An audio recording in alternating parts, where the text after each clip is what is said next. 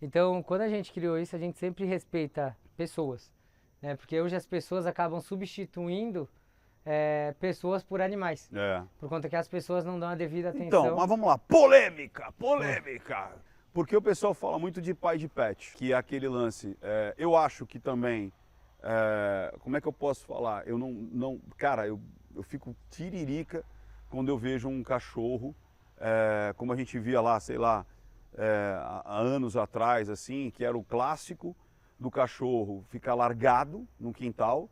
Às vezes não tinha nem uma casinha, não tinha nem um nada. Até hoje tem alguns assim, Uhum. que às vezes eu passo na rua assim, eu fico louco da vida, com aquela corrente, às vezes, corrente de 1 metrinho, que o cachorro não consegue nem sentar, nem se movimentar, comendo o que dão pra ele, tipo, sobrou Era pizza a da criação pizza. antiga dos nossos pais, né? Sobrou pizza da pizza, sobrou arroz e feijão do arroz e feijão, sobrou maionese da maionese, o que sobrou dá pro cachorro ali e vai que vai. E muitas vezes não é o que sobrou bom, era o que sobrou tipo assim, putz, tá meio azedando aqui o Dá pro feijão. cachorro. Então para não perder, dá pro cachorro.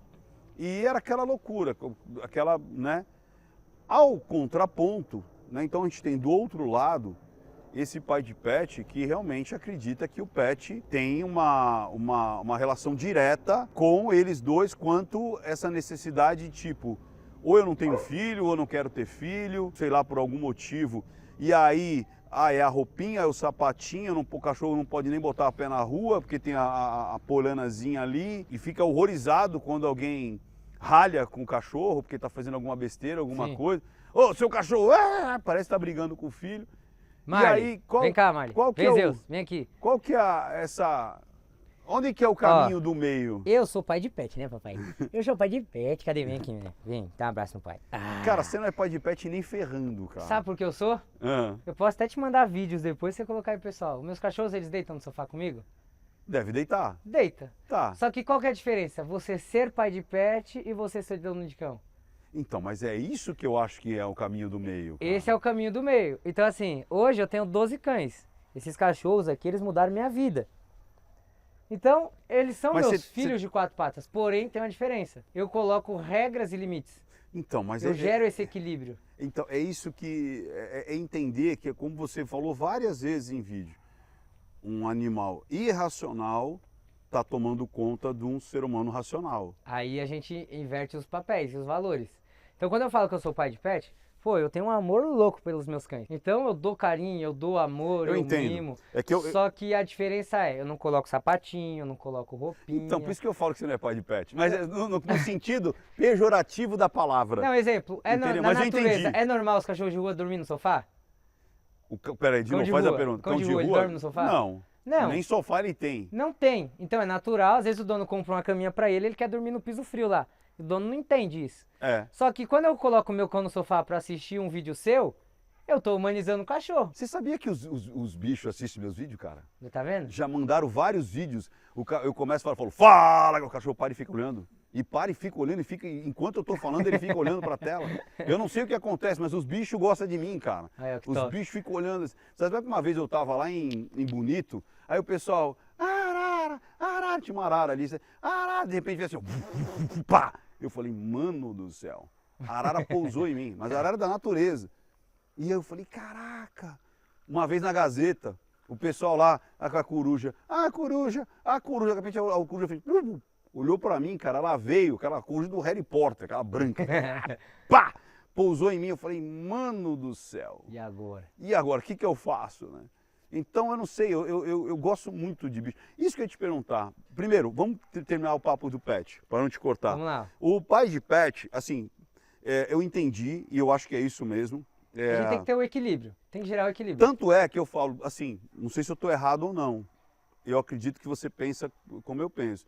Cachorro de família, ele tem que conviver com a família. Sim. Eu fico pé da vida, não, você tem que viver lá no quintal, meus cachorros eles tinham livre acesso a estar com a gente na sala.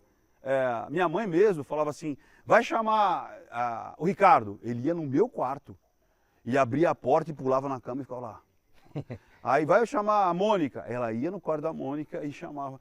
Então, ela tinha livre acesso, mas ela tinha o local de dormir, De que ela dormir, gostava, de porque era isolamento. fora, de isolamento. Mas aí que tá o erro. Quando os donos de cães, eles pegam os cães, eles já colocam pra dormir na cama, ele já quer tratar como se fosse um neném mesmo, aquele filhote, aquele cachorro. E aí começa o quê? A tirar a parte de limites, regras. Então antigamente com os nossos pais, nessa sua época, o cachorro ele tinha um espaço dele no quintal, ele ficava fora. E quando queria que ele entrasse, ele entrava. E ele era tratado como cachorro.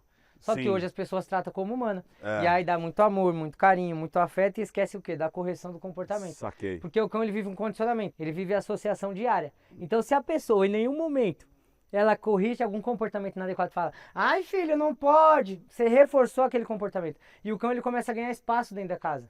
E aí o cachorro ele dá sinais. Ele se arrepia, ele olha fixo, ele faz o licking, ele rosna, aí a pessoa se afasta, aí o cachorro começa a ganhar o quê? Território dentro de casa. Então ele começa o quê? A mandar nos donos. E os donos começam a ter medo. Aí o dono tem um problema emocional, o cachorro chega em casa: ai, nenenzinho, mamãe chegou, tarará, tarará. Ah, meus cachorros nem veio, ó, por causa da vozinha. E aí faz isso com o cachorro, fica extremamente ansioso, ofegante, se mija de ansiedade. Então já começa a criar uma dependência emocional. E aí quando você vai deixar o cachorro sozinho, fica latindo, uivando, se mutilando, chorando, destruindo objetos. Ou seja, cadê o amor pelo cachorro? Sim. Então não tem problema eu colocar o cachorro para ver um vídeo comigo, um filme, mas se ele tem o limite dele. Então na época dos nossos pais o cachorro ele tinha limite. É. Quando a mãe falava fora, Era o fora. cachorro era fora.